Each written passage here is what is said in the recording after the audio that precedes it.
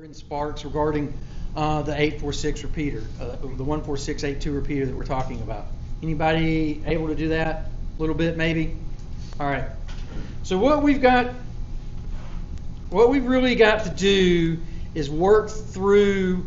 We've had a significant period of time where the 14682, for now just the 82 repeater, has not been super healthy.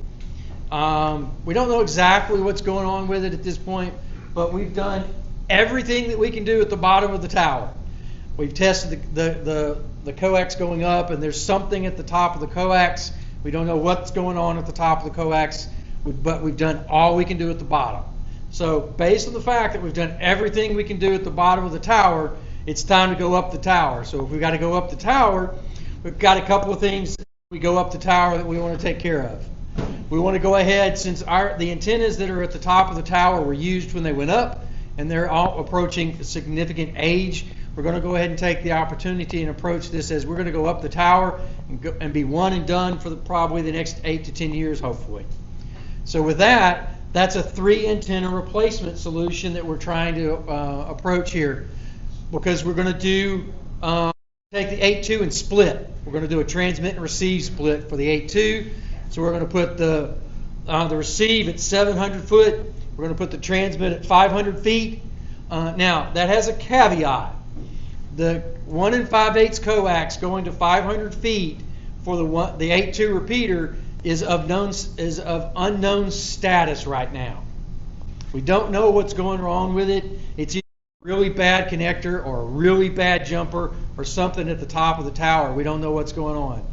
Provided that coax comes back into good repair with either finding the jumper bad or the coax connector or whatever the repair at the top of the tower needs to be, providing that coax comes back to good repair, then we'll run split. And while we're up on the tower, we're going to go ahead and take the opportunity to replace the 443-700 antenna. While that antenna is not in bad shape, we're going to take the opportunity to put a new one up there and potentially give us a better system for the DMR repeater that's at the top of the tower. We also want to replace, test, and validate everything at the top of the tower. As the team's going up the tower, we need to visually inspect our coax going up. We've got 3 runs of coax that are going up the tower. We've got 2 inch and 5/8 coaxes, one going to 700 feet, one going to 500 feet, and we have a 7/8 of an inch coax going to 500 feet that the 443-700 repeater is running on right now. Since we're climbing the tower, we want to make sure that we visually inspect that. And one of the reasons that we want to do that is the main TV transmission tower that on the tower had a RF blowout on their wave guide.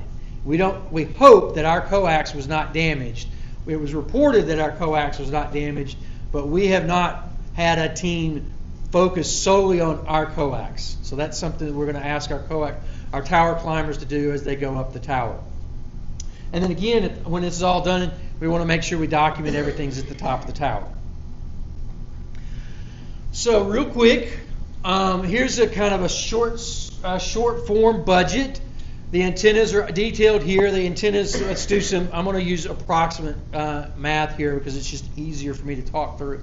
They're about $1,800 a repeater, an antenna, a little less for the VHF ones and a little more for the UHF one, but rough math, the antennas come to about $4,200, give or take a few dimes.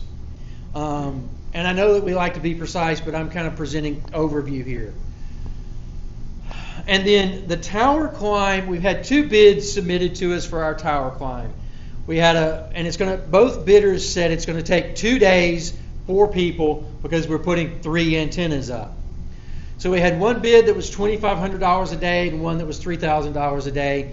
It is our recommendation on the board that we use the $3,000 a day company. There's a lot of reasons going into that. We can discuss that if we'd like to in a minute. But our recommendation is use the $3,000 a day company. They have invested in us. They sent unsolicited to us. They sent one of their technicians with the VNA from Jonesboro and spent a half a day troubleshooting to make sure they understood what they were getting into before they finalized their bid. So that's $6,000 just to go up the tower twice for 2 days. We do have to go to Kansas City to pick up the antennas from. Stop! It's not that sensitive. Please. From Tally, where we're going to order them from, and there's some travel expenses that will be associated with that. Hopefully, we'll get a member or two that are willing to make that road trip. Adam has volunteered a trailer that can be used for that, or however that works out. These antennas are over 12 feet long, crated, and they are very expensive to ship otherwise unless you go pick them up in person. So there's some monies associated to pick the antennas up. The connectors are $200 a connector, rough. It depends. We'll talk about that in a minute. And at the top of the tower, there are 6 to 9 of those, depending on how we do the math on those, because there's 3 coaxes, a connector apiece, and there are 3 jumpers with 2 on each end of the jumper, and the jumpers may need to be built new. We'll talk to the tower company has all of the equipment and materials to build all of that. They do that on a daily basis, so we'll talk through that as we talk about jumpers. Ham has very generously donated some half-inch coax that can be used for those jumpers. We'll see where we need to go with all of that.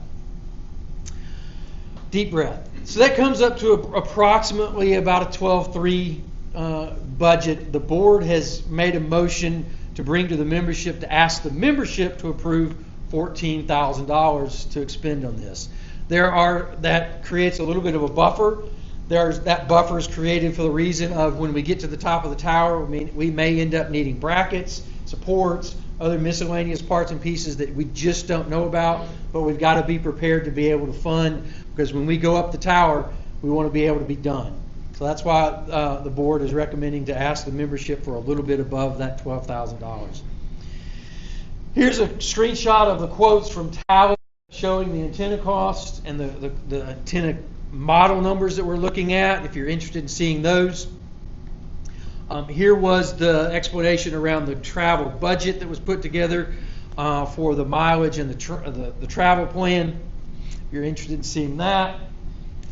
One of the things that we wanted to, the tower team is recommending to us, instead of using the traditional at the top, using traditional in-style coax connectors, the cellular industry has developed a connector. It's called a DIN connector.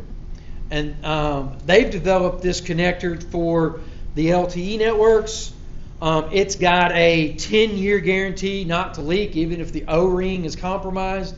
So for us, that seems like a win to put that on the top of our coax at the tower.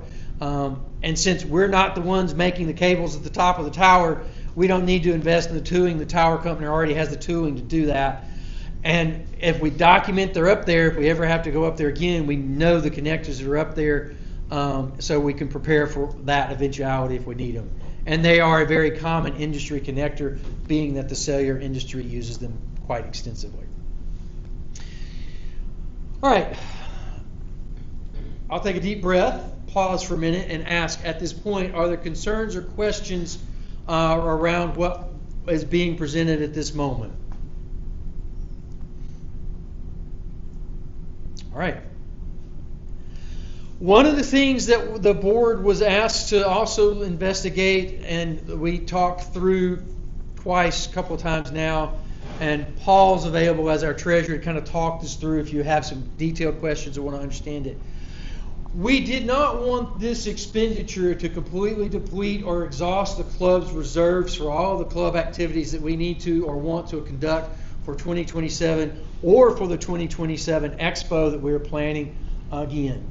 So what we've done is we've looked at this, thank you Paul, because Paul did a lot of the heavy lifting, to make sure that this budget amount does not impact or impede the operating reserves for the club. The operating reserves are preserved.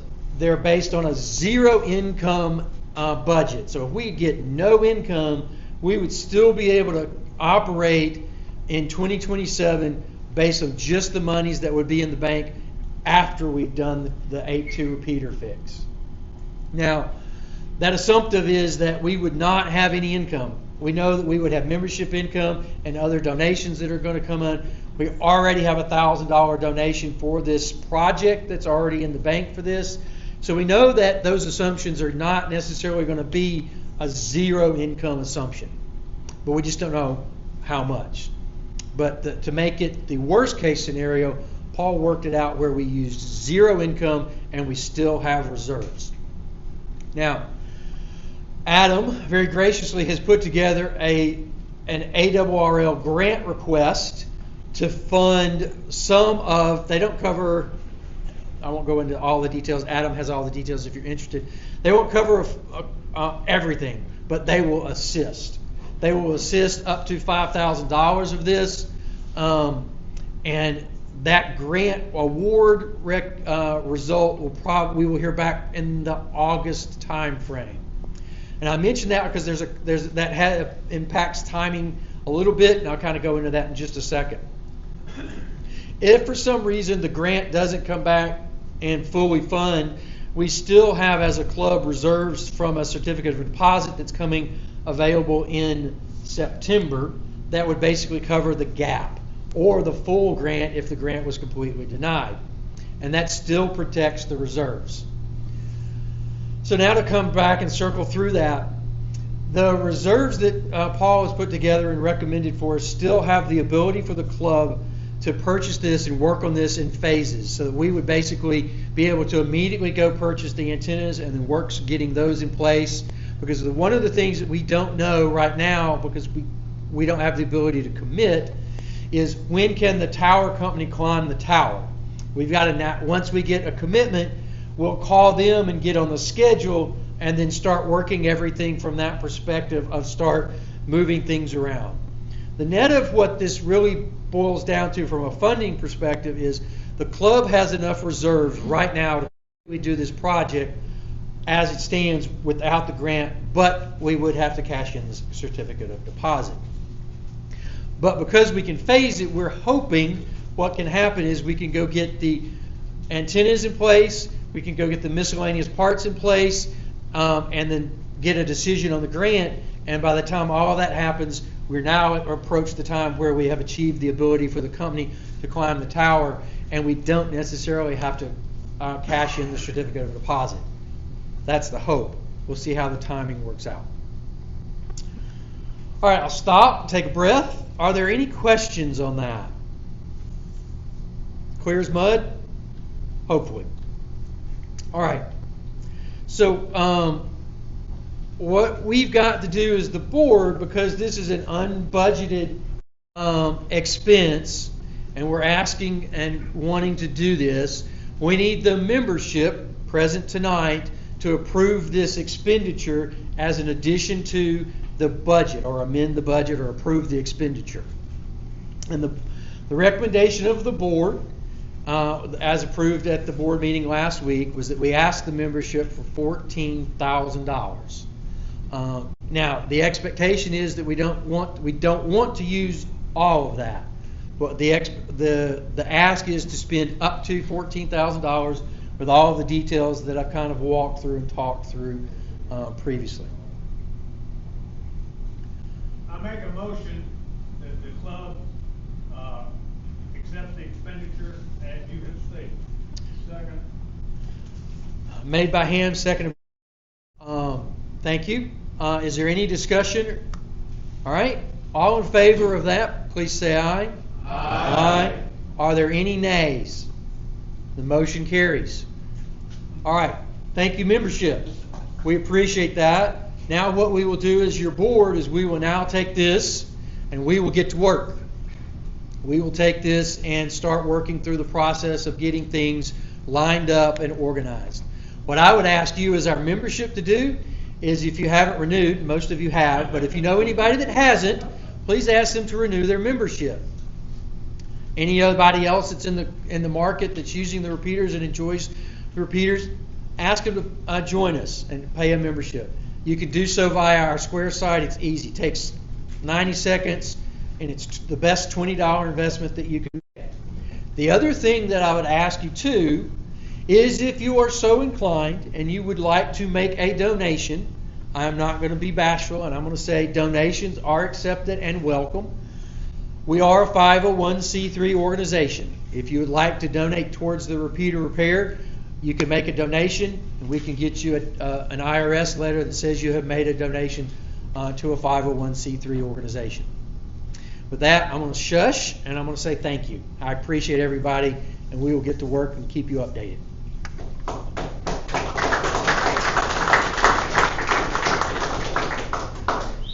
All right. Yes, sir, Joe? I guess, how many people are 70 and a half and older? If you're 70 and a half and older, you have a required minimum contribution to take out of your IRA.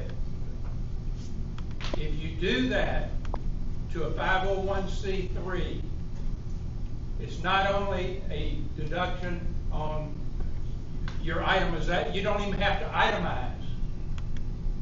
Most people are not able to itemize these days. But it comes off the top of your adjusted gross income, making a direct donation to a 501c3 out of your IRA account. So it can help you reduce your required minimum distribution. It can help the club out, and it can save you whatever the 15-20% tax bracket you're in, because it comes off the very top of the adjusted gross income. Excellent point, Joe. Thank you. Go ahead. One other item I meant to say is that as Director of Training, I have the net underneath me, and I have appointed Don Strahl as the net manager from now on. He's been working with the net control operators, but I wanted to put that out to the club as well. Thanks, sir. Yes, sir, Ham? I have approximately 300 feet of 3/4 hard line. I would love to give it to somebody, preferably the club. I also have a box, if anybody wants them, of end connectors that I'd be happy to give if somebody wants them. Just let me know. I'd love to get this cable out of my backyard. It's going to be going to somebody that can use it, or some junk dealer's going to pick it up off the street. So. All right, let's see if what we can organize to get that taken care of. Because your very gracious donation of the 1/2 inch has made a difference. I've got several other humps of 1/2 inch too, if you need some more. Okay, very good. All right, we'll take a quick break, and then we'll circle back around and talk about field day. I want to throw up just 2 interesting plots that I made. If you're interested, the center of this map that's on the screen is the 8-2 repeater. The rings are in 5-mile increments, out to 60 miles. Now, granted, at 60 miles, you're not going to hit the 8-2 repeater without a base and a little bit of height. We have people that routinely check in on the 8-2 repeater from the 50 to 60 mile range. Just to give you a perspective, that's what it looks like on a map. And you should see the county lines there centered around Shelby County's in red, and the 4 adjacent counties are in the border colors. It was staggering when I actually put this. Now, I am going to admit, I didn't do this by myself. I had a little bit of Chat GPT help with this. Now, if you want to see a little bit different impact, these are all of the licensed amateurs within a 60-mile radius of the 8-2 repeater. It's a little over 4,300 licensees within the 60-mile ring at the time that I pulled the statistics. All right, quick break. Let's take like a 5-8 minute break, and then we'll come back and get some feedback and talk about field day.